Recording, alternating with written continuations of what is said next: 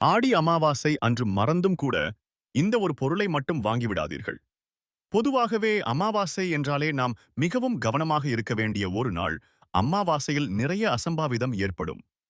அப்படிப்பட்ட இந்த நாளில் நாம் சில பொருள்களை நம் வீட்டிற்கு வாங்கவே கூடாது. இதை வாங்குவதால் குடும்பத்தில் விபத்துக்கள் ஏற்பட வாய்ப்புள்ளது. முடிந்தவரை இந்த ஒரு பொருள்களை மட்டும் வாங்காமல் இருங்கள். இந்த ஆடி அமாவாசை அன்றுக்கு அது என்ன பொருள் என்று தெரிந்து கொள்ள எங்களின் இந்த பாக்யாய்ஸ் பி கே கிரியேச்சர்ஸ் வீடியோவை முழுமையாக பார்க்கவும், சப்ஸ்கிரைப் செய்து கொண்டு உங்களுக்கு முருகன் பிடிக்கும் என்று சொல்லவும். அமாவாசை அன்றுக்கு நிறைய பொருள்களை நாம் வாங்கக்கூடாது என்று நம் முன்னோர்கள் காலத்தில் இருந்து கூறியிருக்கிறார்கள்.